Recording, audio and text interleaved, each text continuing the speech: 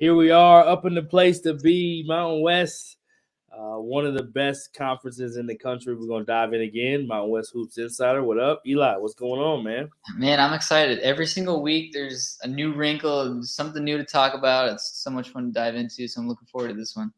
Yeah, it's been going down in the Mountain West. So, in general, we're almost having games every night. We talked about this prior to the recording, almost having games every night. There's Monday games, there's Tuesday games, there's Thursday games. I mean, I think that's the part that's been exciting. Saturday games, just games every night. So much different than the traditional league where you just kind of play Thursday, Saturday. There's a lot more thrown on the plate right now, and it's definitely cause for some possibility for quote unquote upsets, but it's also just gives the Mountain West fans some great content to be able to watch all the time. So, what's your thoughts on that before we dive into some of these topics? Yeah, I feel like as a fan of just Mountain West basketball in general, I think when the conference reached this latest TV agreement that they have with games on CBS Sports and also on Fox Sports, and then the kind of the remaining ones on Mountain West Network, I think it was really cool with games on, as you said, like pretty much every day of the week, and having marquee games on Friday like we saw this past week.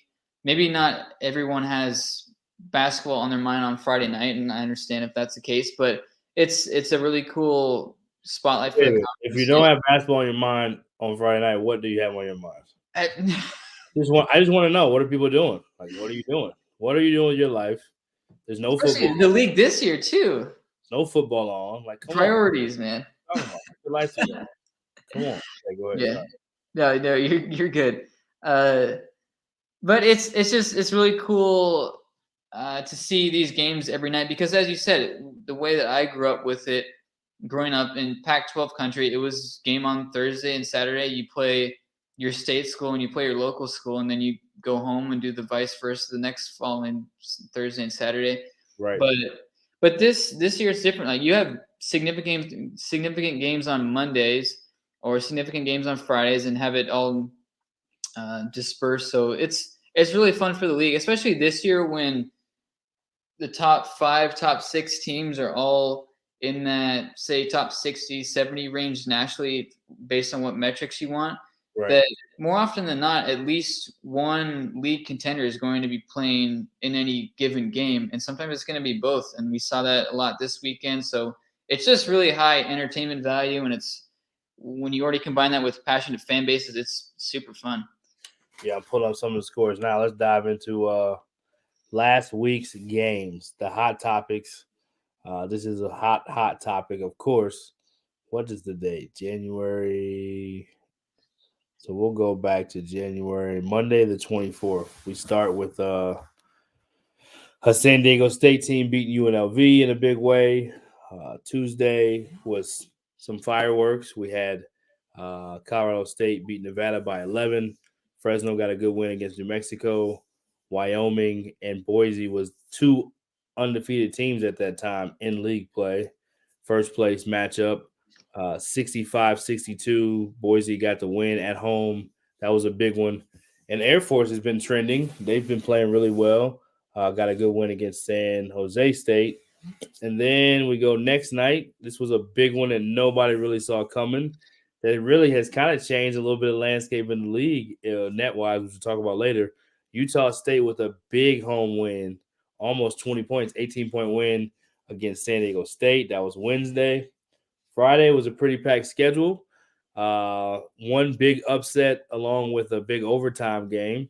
The overtime game, Boise edged Fresno State by 5 in overtime in a big-time, high-level game. We're going to talk about Elena Robinson later.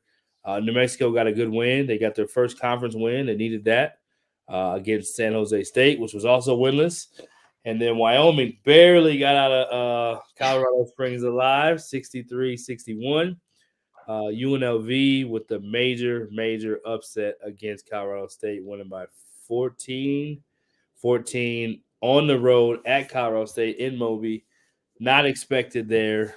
So top 25 team goes down. And then Saturday, we have Utah State with another big win.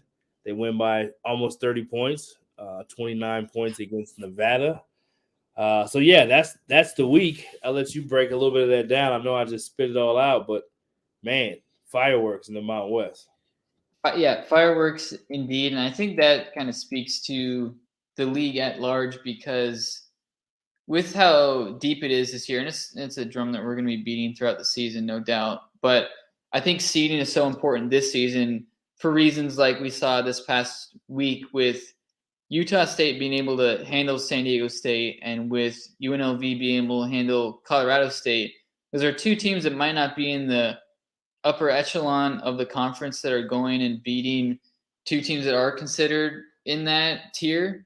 And as far as seeding goes in the conference, if you're not locked into those top three, you're playing in a quarterfinals game, and that gets dicey pretty quick. If like Bryce Hamilton can go berserk like he did this weekend, like he's not going to put up 45 again this year probably, but he can. I think you're on mute right now. Oh, yeah, sorry. I think it sounds like it was 45, 47, 42. I think the final count was 42. But when you start getting over 40 and you're still scoring, it's like it's easy to lose track. And it's a good defensive team too. Like Colorado State, they're not what they were first year of Nico Medved's time there. Like they're a good defensive team. They can D up certainly, but even the teams like Nevada with Grant Sherfield, Desmond Cambridge, and I know they've been kind of disappointing this year, but they can knock out a team that's on the bubble that's trying to get in. No doubt. The tournament. They can do it. UNLV can do it. Utah State can certainly do it.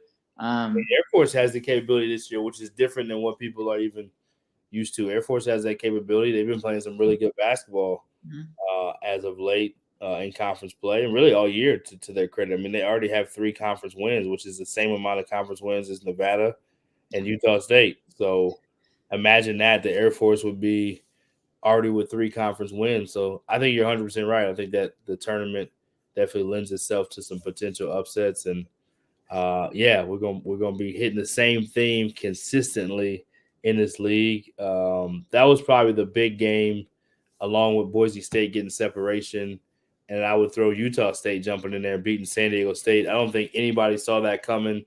Utah State was 1-5 going into that game, and now strung 2 in a row, but they beat them pretty handily at home and looked good doing it. So Utah State, we'll talk about them. But while we're talking about it, we'll just go ahead and say who's trending upward. We'll talk about 1 or 2 teams, which Utah State is in there. I would also throw Air Force in there. We haven't given them a ton of love on this show yet. So Air Force, I would definitely say they're trending upward. Almost beat Wyoming. Got some great wins, already at 3 wins.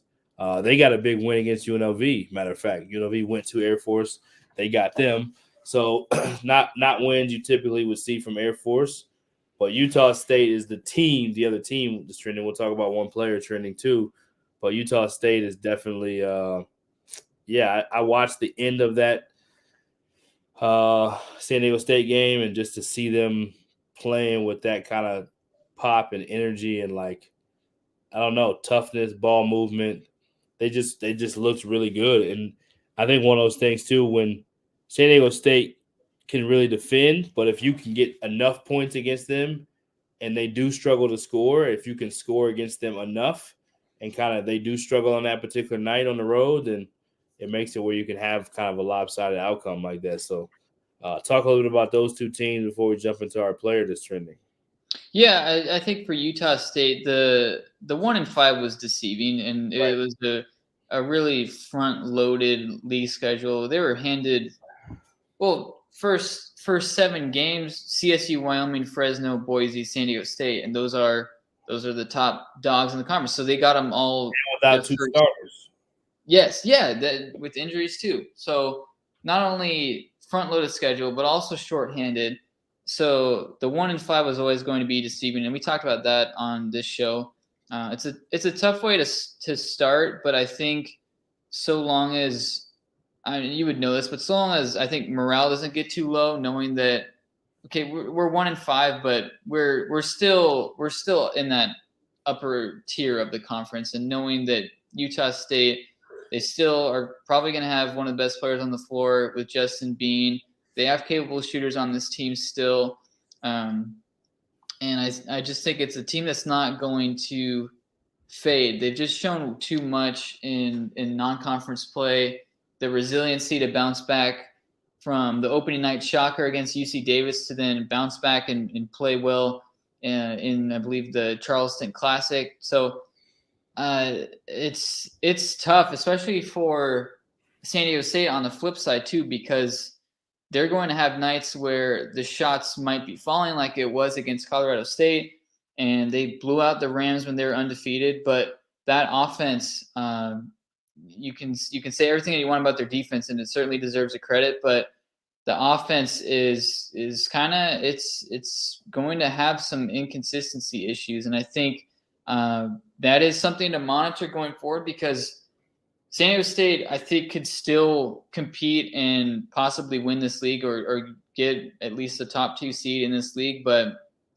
the overall team structure is pretty similar to what it was the last handful of years under Steve Fisher, in which they can defend like crazy. They're going to hold teams around 60 points in the 50s. But like we saw against the Boise State game, you got to make enough shots. And I think Matt Bradley is going to be that guy. And even Lamont Butler, we've seen him take a little bit of a step up, but it just needs to be consistent. I know they want to find more consistency on offense, and that's going to be the key for them moving forward. Utah State, meanwhile, is more balanced. It might not be elite on either end, but they are more balanced. SDSU is more one-sided. Yeah, and I think for Utah State to play as well as they did without Justin Bean having to go off. I mean, he did have 13 and 12 against San Diego State, but it wasn't like it was a overwhelmingly dominant individual game, which they had a collective effort. They held them to 57 points. Again, we talked about them being having their struggles scoring, and then for them to come back, Utah State that is, against Nevada, and then just to be able to play at such a high level again and kind of ride that momentum to where they beat them by almost 30 points. Again, says a lot. Justin Bean didn't go off in that game either, only 12 points. So a collective kind of group effort that they're doing it with right now at Utah State, scoring right in the 70, 75 range, but in both these games, holding opponents under 60 points. So their defense is picking up. Their offensive kind of spreading the wealth is stepping up. And speaking of stepping up, we got to talk about Elena Robinson. This dude's stats are through the roof. And if you have not followed, it's easy to lose sight with all the good players in the country. But I'll lead into this and just say, according to KenPom, they have Orlando Robinson currently rated as the 4th best player in the country per advanced analytics per se from KenPom. They have him number 4 on that list of players to get the player of the year. Oscar Tshiebwe, number 1 from Kentucky. EJ Liddell, number 2. Drew Timme, 3. And Orlando Robinson is 4. Ahead of Johnny Davis. Ahead of Keegan Murray. Ahead of Pueblo from Duke. I mean, you name it. He's in front of all of them. And then as far as the game MVP leaders, which I don't know all the stuff that goes into the game MVP. Maybe you do. I'll let you kind of run with that one. But Elena Robinson is first. He has 13 of them. And the next highest is 12 and then 11. A few people at 11. So just from his individual performances, I mean, he has been the best player performance-wise, not only in the Mountain West, but arguably in the country. They got him top 4. So let's talk about Elena Robinson. Yeah, and he's been a monster. He's been just amazing for this team, and he's done it in a variety of ways too. He's really shown off what his skill set has developed into. Yep. I think it probably took a little bit of time for him to round out. Well, of course it did, and to become an elite player like he is right now. And he's just developed into a really good passer, a better rim protector. He's great on the boards, and he can step outside and hit threes. And he hit 14 last year in the entire season. He's already got 21 and shooting almost 40% from deep. Right. And he's also he's also a big man, and it's just the versatility of his game has just been so impressive. And even when he's not taking over, he can get to the line, he can distribute to teammates so that they can hit. Right. It's one of the reasons why I think Fresno State is so dangerous in a single game elimination tournament, because they have probably the best player, at least the best talent in the conference. I would say it as that. He's been the best performer, I would say, so far. Yeah, my personal opinion. Yeah, I agree with you. I think there's going to be conversations about his profile versus probably David Roddy versus Isaiah Stevens, but I think just with his impact on the game and what he's brought to Fresno State, there's no doubt in my mind that he's going to be competing for League's Player of the Year honors, and is just going to wreak havoc on this tournament. Teams just can't really face that. And I've seen it a lot with other teams around the country with distributing versatile big men. And it's something that we obviously have seen in the NBA more over the years. And now I think college big men want to be more like that so they can become those NBA studs. But I watch a lot of Purdue this year with Travion Williams. They put him on the block, and he can fling it out to a variety of different three-point shooters. It makes it so much more difficult to defend. So I would say best talent in the Mountain West. And when you have that and you have a really good supporting cast, their supporting cast is really underrated, even after losing Jamal Baker. They've had guys step up, Deion Stroud, Isaiah Hill, Leo Colomario, who's come on and done a really good job and developed quickly. So Collins played really well. Yeah. It's not, I mean, Orlando does so much, and I know he's got a huge workload, but it's not give it to Orlando and get out of the way. Like, it's still a very competent team that can run through him, but they don't need him to do everything. So I like this Fresno State team. Even though they've dropped some games of late, I still think that they've shown more than enough. Almost beat Boise State, had Shaver's three-pointer not gone in, and we'd be probably talking about them a little bit differently right now if Shaver wasn't able to hit that. But right. Yeah. I mean, again, it just kind of comes down to, like you said, a bounce or two. Boise State got their big signature win against San Diego State on the road, even though they had won a bunch of games, 12 or 11 or so at that time in a row. That was the one that kind of get like way more national attention and like, hey, we're here. Fresno hasn't had that breakthrough game yet. They'll have plenty of chances in this league to do so. UNLV just had theirs, at least for that moment. I don't know if UNLV is here to stay. That was kind of an outlier, but I mean, the 7-foot junior 235 is averaging 19 points a game, 8.5 rebounds, shooting 80% from the line, 37 from three, and 51 from the field. I mean, the numbers are just incredible. More assists than turnovers, 28 blocks. Yeah, playing at a high level, and I would imagine, not having seen his conference only stats, that they're even better just in league play. So wanted to give a shout out to Elena Robinson. Again, Ken Palm, they have him number 4 in the country on Player of the Year standings, and he's number 1 in the country in game MVP so far, per Ken Palm. So wanted to give him his shout out real quick. Let's talk about the net rankings, because this league now has 6 teams in the top 64 in the net. Unbelievable. 6 teams, and we'll go in order. We'll tell you the order. The number 1 team in the league naturally is Boise.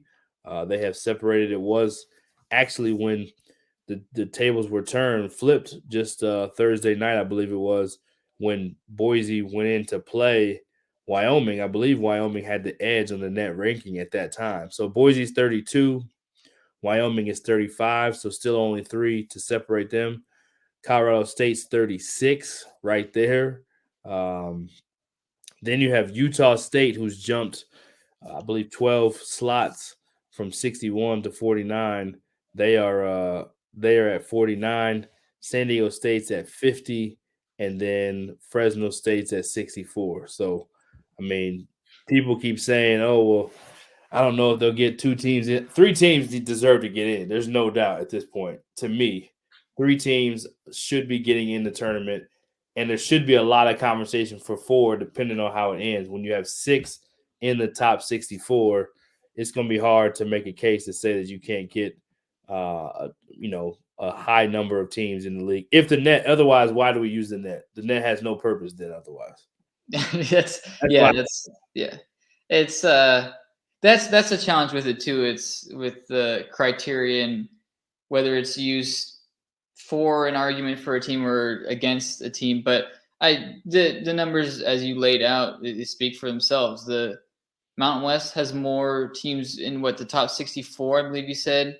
Yep. Then it's more than the ACC, which is a 15-team league. It's more than the Pac-12, which has one more team than Mountain West. It's the same number as the Big East, which Big East has been awesome this year. It's maybe one of the better conferences in college basketball this season. So the depth has been fantastic. I just think one of the things that I'm going to be talking about consistently over the next month, just because I find it to be true, is that those teams that are competing, those teams that you mentioned, they just can't afford to have slip-up nights. And Colorado State, they're going to be fine as far as at-large contention is going to go. They're going to be fine in that regard. But having a 14-point loss at home to UNLV does not help them with their seeding. And Wyoming going on the road, and it's tough. And I preface all of this by saying that all these matchups are extremely difficult, but Wyoming is a couple bounces away from going to overtime with Air Force, a game that they controlled, and that could fall into a quadrant 3 or quadrant 4 if they lose that game, and that bumps them from tournament team to kind of on the outside looking in. So the margin of error is just so slim, and I think stealing a victory here when you can, Boise State edging Fresno State just by Marcus Shaver's 3-pointer at the end, that's so big as far as getting into the tournament. So it is ridiculously fun. And I'll tell you this, like I started following this conference back when you were on the staff, I believe when Fresno State was the 13th seed, they're only representative in the whole tournament as a 13. And that was a different day and age, and the league was super fun then, but it's crazy now when you've got. It's not going to be a one bid league. There are a ton of teams that are vying for that position. Yeah, I think back and Ken. I'm sorry, not Ken. What is the guy's coach's name? I'm drawing a blank. At San Jose. Tim Miles. Interviewing him before being able to cover the game where they played Wyoming. He talked about back when he was in the league at Colorado State when it used to be 4 and 5 teams would go. Most of the time it was 4, but sometimes it was 5. And he said it's getting back to that kind of a strength as far as the numbers in this league. And I just hope that the league can get back to that respect. I think, like you said, the slip-ups are there for the potential, and it could mess things up. But I think that the caveat or the flip side of it is kind of like in the high major leagues, like you just mentioned, the Power 5 leagues that this league is ranked ahead of. You get so many opportunities to make it up. Yeah, exactly. So you get chances to get those quality wins, those quad 1 wins. And I think the only difference is there's not enough ranked teams nationally in this league for people on a national scale to understand. You have to look at the numbers. You have to really be into the numbers to say, okay, Boise beating San Diego State. Well, these two teams are very close to each other in the net, so this is not that bad of a loss. Or even Colorado State losing to San Diego State. So I think that you get more opportunities. I think the only difference is when you're in the Big 10 or the Big 12 or one of these Power 5 conferences, Kansas has a number by its name. Texas Tech has a number by its name. All these teams, Auburn, LSU, Kentucky, they have a number by their name that says that they're this ranking in the country, although even though their net ranking may not be as good as these teams. So I think that's the part that I would say on the flip side of that. But our very last one, we'll get on this one quick. Home court advantage is different now. We got fans in the building. It's a big difference. You could tell it. You can tell in a lot of these games how much that's made a difference. I think New Mexico just had a 12,000 seat crowd just the other day. I think Colorado State broke some records for most Yeah, they did. attendance. So that's been a factor as well. Let's talk a little bit about that before we jump to our awards. Yeah, Moby Arena in Fort Collins has been awesome this year. The Colorado State fans have really shown their pride, and they've had some great environments. And I know Friday's result didn't come out the way that they hoped, but CSU has been awesome this year in terms of fan support and providing really great environments. It's been easy for the Rams fans to get behind Nico Medved and his staff, and they've done a lot for that community to really ignite CSU basketball. So that's been really fun to watch that evolve over time, because it wasn't always like that. You have your traditional spots in this league like Viejas Arena, the Pit. Those are going to be good year in, year out. But it's fun to see the Colorado States of the world, see what Utah State was when Sam Merrill was there and with Craig Smith. And Fresno State packed a good crowd. Fresno State, they've had times when they've got one of the, I think, 20 largest arenas in terms of capacity in all of college basketball. And so when it's quiet, it's probably kind of eerie, but that was not the case this past weekend. They packed it out, and they had a really good crowd on hand and almost picked up a great win. And the dynamic is just so different than it was this time last year. And I think that's good for the players and for the coaches and obviously all the fans who can be there, because this is such a loyal conference. I think you can take what you want in terms of all the numbers and this and that, but in terms of the loyalty of these fan bases, going down to Vegas for the Mountain West tournament, and it might be a 9th place New Mexico team or an 8th place Wyoming team, but the Wyoming barrel guy is going to be there. The Pit's going to have the same. They're going to be there. They love their teams, and these programs are so loyal, and that's why it makes it feel like every game is a big game, no matter what the circumstances are. Yeah, so speaking of big game, we'll transition straight from that. Team of the week. This one's kind of an easy one. Although Utah State played really well, they went 2-0 and had a monster win. Team of the week has to go to Boise State. I mean, they've separated from the pack. They're now lone in first place. They had a huge win against Wyoming at home that could have went either way. Wyoming was neck to neck, tooth and nail, all the way to the finish. Really impressive performance by Boise. And then same exact thing, they go on the road right after that to Fresno State in that environment you just talked about, find a way to win in overtime, largely due to some more heroics by Shaver. So, yeah, we'll talk about Boise State for 30 seconds and keep it moving. They have a big week ahead. They've kind of gone through the meat and potatoes of the tough teams of their schedule for this round. They have gone to San Diego State. They have gone to Fresno State. They played Wyoming at home. They do have to turn back around and come to Wyoming and at some point play Colorado State. But they have to be feeling pretty good about where they're standing right now. Yeah, I definitely think so. And I think hitting these games in a somewhat front-loaded conference schedule for them while they're hitting their stride is probably just a great thing for the Broncos in terms of getting these wins when they can get them, because momentum moves and shifts all the time, whether you're a great team or a not so great team. And they ran into conference play already building a little bit of a winning streak and have 4 top 60 KenPom wins in a row, and that's a huge deal. And that's not top 60 matchups overall. That's 4 straight games they've played top 60 teams and beat all of them. So that's a big deal. Wyoming game's going to be huge, but getting through this first phase, I'll say, in conference play without a loss, it sets up Boise State really, really well for not only a tournament bid, but also seeding as far as March Madness goes. Yep, I agree. And they've won 14 in a row. Last year they won 13 in a row.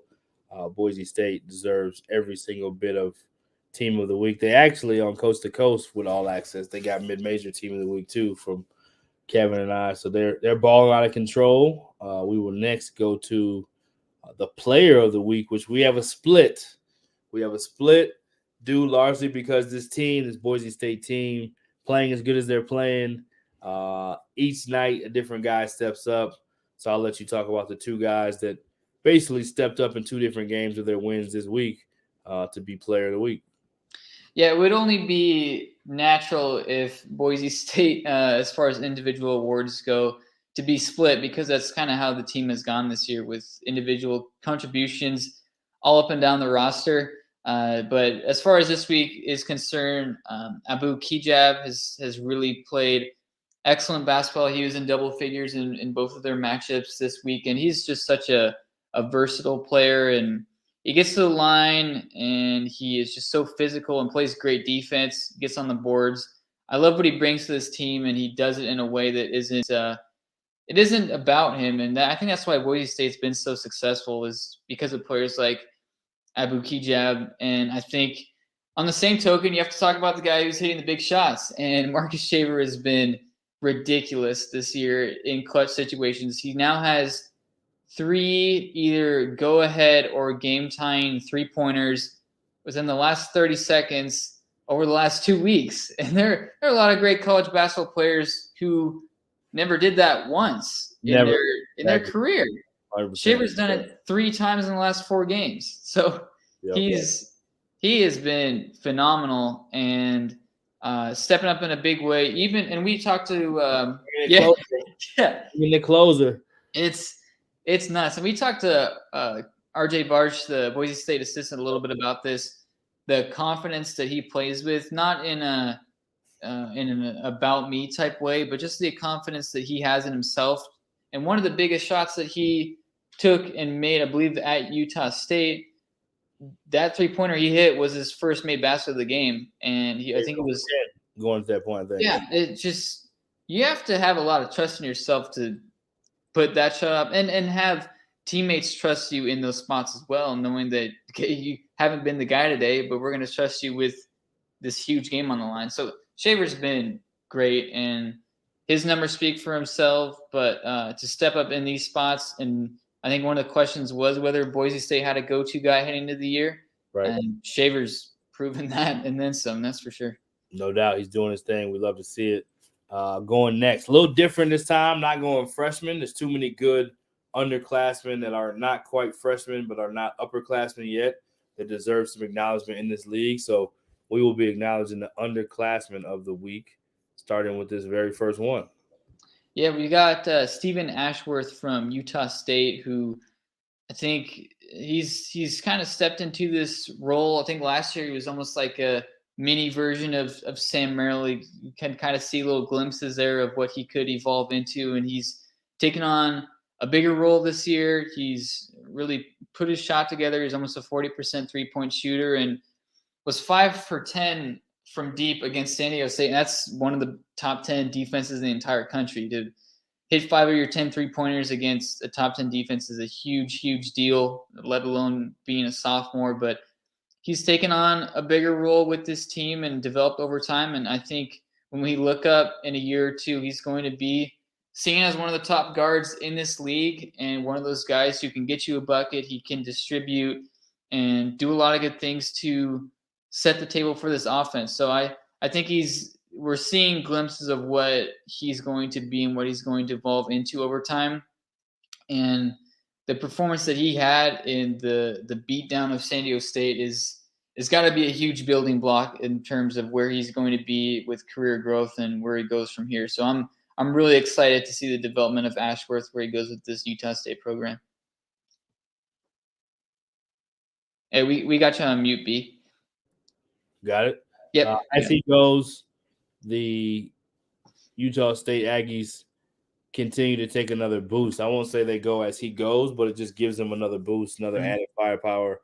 One reason why they've been playing so well these last 2 games. And they're dangerously trending up. I don't know if people see it, but they are dangerously trending up. And Ken Palm, which those that don't know, Ken Pomeroy, of course, the Mountain West graduate from Wyoming, is the basketball analytics kind of guru, if you will, that kind of breaks down all these different metrics and analytics and kind of codes, so to speak, that basically can tell you where a team stands or where a player stands based on statistics. And statistically, Utah State is ranked the highest, arguably, I think, in the top 25 or top teams in the country in his ratings, which is kind of ironic.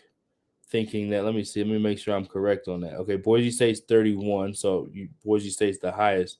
Utah State's 42, so Utah State's the second highest in his rankings in the conference, and they're sitting at 12-9. Yeah. So it doesn't seem like it's much. They're also 49 in the net. There's a lot with this team that's kind of being underappreciated, because if you're just looking at the surface, oh, they've only won 3 games in conference. They're not that good, but yeah. So anyway, we can talk about Utah State. We've already talked about them. Let's go defender of the week. We like to talk about the defense in this league. There's definitely a lot of it. Talk about our choice for defender of the week. Yeah, I like Nathan Mensah from SDSU, and I still think that he doesn't quite get the national love and consideration that he rightfully deserves, because he's a great defender. He's so much like Neemias Queta with the way that he clogs up the lane and gets after it on the boards and just keeps things alive for this SDSU defense. And there's no way the Aztecs would be where they are if Nathan Mensah hadn't developed into this type of player on the defensive side.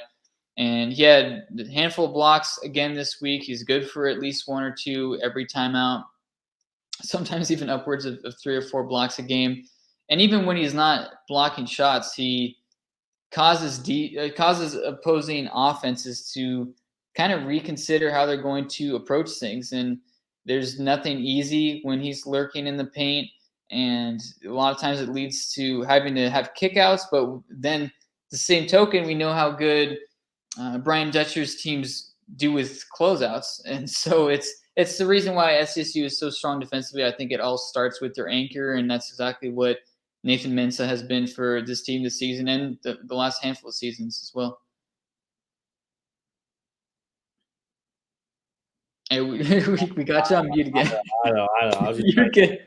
trying to give the room. One of the teams in the country.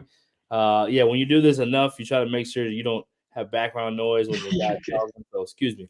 But one of the best defensive teams in the country, and he's a big reason why. 2 left. Then we talk upcoming games. 6 man in the week. Who you got? I've got Max Rice from Boise State. And yeah, coach's son, right? Yeah, coach's son, coach's boy. Man, he struggled so much just the early part of the season, up until last week, to be honest. And just to see him come on for this team, it adds another element to Boise State and where they're headed as far as the season goes. So he shot, I'm doing the quick mental math right now, he was 4 of 10 from deep this week.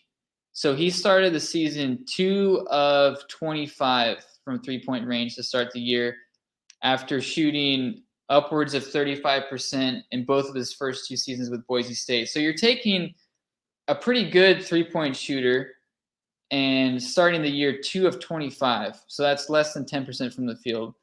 So that's got to be such a hit to the confidence, and just where a coach's son, like, he's already got a lot of pressure to begin with. It's tough, but to see him kind of come into his own, and he hit a 3 against Wyoming. I think it was his first 3 to really kind of break this slump that he had been on, and he just kind of gave a little shrug as if to say, finally, like, it's finally starting to go in. So I think he's finding some momentum. He's doing great things off the bench for Boise State, and it's just another guy who can beat you on the Boise State Broncos, and that's been the theme this year, and we don't expect that to change anytime soon. I pushed unmute this time. Hey. Yes, another added firepower shooter, coach's son, gives him another weapon. He deserves the 6 man of the week, especially when you win. When you win, and he's a big part of it. All those games were so close, so possession-driven. If he wasn't hitting shots similar to what he was kind of had his little slump early, then maybe they don't win those games. Love to see this Boise State. I don't know if we've even mentioned it on this particular show, but they've won 14 games in a row. Like, what? college basketball to be able to do that says a lot. All right, last one. Breakout player of the week. This one's really easy. The guy's name is Hamilton. He went for 40 ball. People say he's a bucket. I say he's a bucket and a side of hot sauce. He is really got it cooking.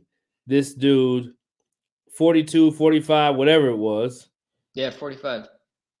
8 of 14 from 3, 11 of 14 from the line, attempted 14 threes and 14 free throws. If you're going to score 45, you better be hitting threes and you better be getting to the line.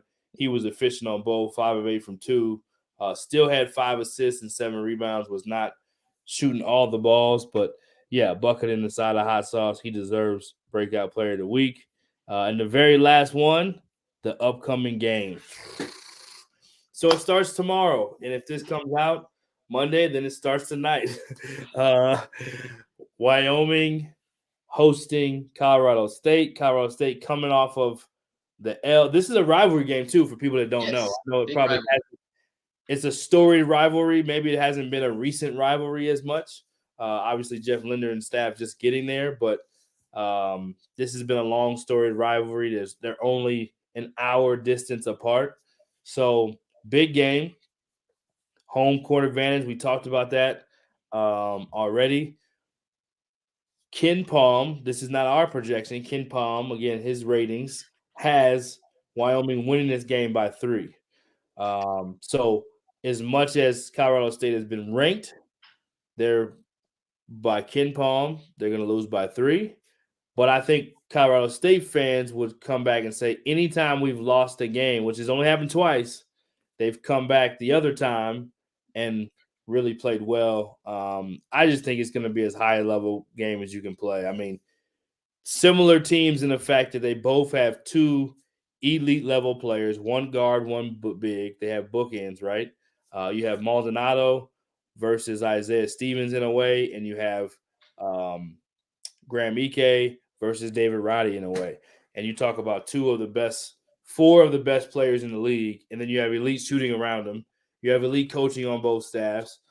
It'll be a high-level play game. So I'm looking forward to that to start out the week. And then at the end of the week, we have 2 other huge games. Like you've talked about this, not having those slip-up games where these are these big opportunity games, right? So that's a big opportunity game. 2 top 40 net teams playing each other, NCAA tournament, at-large conversation the whole time, quad 1 level game. Then you have Boise playing Wyoming. They're hosting the rematch of the first place game of last week, which was only a 3-point game. So that's going to be Thursday. And then Friday, Colorado State plays their rematch versus San Diego State, who's also an elite level team. So big time matchups. There's other great games, but those are the ones that really stick out as far as like heavy hitters, playing heavy hitters, figuring out where this thing stand. The trending up team right now, I think, still is Utah State. I think that Fresno State will have a chance to get some teams that they can take care of business of, that they're just significantly ranked higher than. They just have to take care of business. And then, those other the top 6 teams in that top 64 of the net, they all play each other this week. So, and they play one of each other. So, we'll let Eli break that down, and then we out of here, Mountain West. Man, it's a huge stretch for Wyoming. I think one of the breakdowns that we'll see, well, we've already seen and we'll see the remainder of the season, is when these teams that are competing for bids start to get these 3-4 game stretches where they're playing pretty much everyone else who's competing for bids. Boise State opened up with that. Utah State opened up with that. And now it feels like it's Wyoming's turn because, as you mentioned, they've got Colorado State and Boise State at home this week. Those are already probably the top 2 contenders for the league title. Then they go to Fresno, which is not going to be easy against Orlando Robinson and his supporting cast. And then they host Utah State, which is a team that's probably trending in the upwards direction more so than any other team in this league. So it's a tough spot because you have huge opportunities, and if you slip up in these moments, then you kind of lose that ability to pick up those signature wins that are so important. Then you go back into these type of slip up games, and it's just challenging. So I'm looking at Wyoming as a team that really needs to step up and continue to play the way that they have been playing, because this is a massive stretch for them, and against teams that are just going to be gunning, they're going to be ready, and having Colorado State come into town after they just lost by 14 and gave up 45 to a team that's not projected to be in the tournament. Like, Right. they're going to be so wound up to not slip up again, and having their rival and going to Laramie. Like, if it were another circumstance, I'd probably say that Wyoming's got a good shot here, but CSU coming off a loss like that, I just can't imagine this team's going to fall flat again. I just can't envision it. Right. Yeah, I just think this is the beauty of when you have high level basketball. The outside people, again, that don't know the numbers, they'll look at it as like, oh, they lost, this is an upset or what. Like, these teams are all fighting for these at-large bids. They're all tournament level teams. So I think that the storylines do matter, but at the end of the day, you're playing another elite team on their home court and you got to go take it. They're not going to give it to you. No, they're not.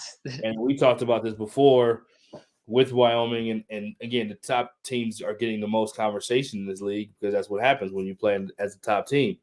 They're a physical team. They're a physical team. Although they shoot a lot of threes, Graham Ike is number one in the country in usage. He's number one in the country in free throws drawn per game. So they're physical. They shoot threes. They have a big man who's averaging 20 and 10. We talked about Elena Robinson. Graham Ike is not that far away from him. No, he's not. Stat-wise, he's a year younger as well. He will probably make a similar jump, if maybe not even more of a jump. He's playing better right now than Robinson was last year as a sophomore. I would say. Agreed. So Graham Ike is probably the most underrated player in this league right now, to be honest. Yeah. The least talked about guy, the most underrated player. So I think that's one of those sneaky ones where teams like Wyoming, I think Boise felt like this a little bit too. Even though Boise has always been, since Leon Rice has been there, they've been at the top of the league, right? They've been in that conversation. They've had NBA players. They've had tournament appearances, okay? So, but you take that game when they went into San Diego State, they wanted some of that attention. Like, wait a minute, you're getting all this attention because you beat Colorado State? Well, we want that. And same thing with Colorado State. San Diego State's like, well, you're getting all this attention in the league? We want that. I think Wyoming is at the point where they want to steal some of that attention. They almost got it at Boise on the road. I don't know. I just think this team, obviously, I see them up close. But I also think that that's the trend in this league. They want to steal some of that attention. Utah State just got some from San Diego State. Nobody picked that game for them to win that game. Nobody picked it for them to win that game. And so I think teams, the beauty of this thing is that they're looking for those opportunities to get on the map, to get bigger on the conversation. So I don't necessarily know that I have an edge one way or other. I just think the home team in this league will have the edge in most of these games, that you're going toe-to-toe with an even matched opponent. The home team is going to have the edge. So it's going to take a heroic effort like a Hamilton coming on the road to go, or a Shaver making a three to win a game at Fresno. It's going to take some heroics in order to win on the road in one of those environments. So anyway, what a show. 48 minutes of Mountain West deep dive. It's a big time week. The awesome part about it is myself and my professional colleague and teammate of Eli and I's, Kevin Sweeney, will be at the game Thursday and Friday. Thursday, I'm blessed to be on the call with Wyoming and Boise. Can't wait. That's a blessed opportunity. And then Kevin will be in press row, which is very cool. I don't know why he's coming to Laramie, but he is. No, I'm kidding.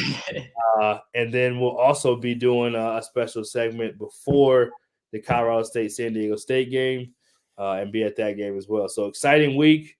Can't wait for it. Yeah, we'll be following, and we'll be talking about it again next week. But until then, follow Heat Check, because we will be this will be live on there tomorrow, and then you'll see lots of good stuff coming this way. Can't wait. Awesome, man.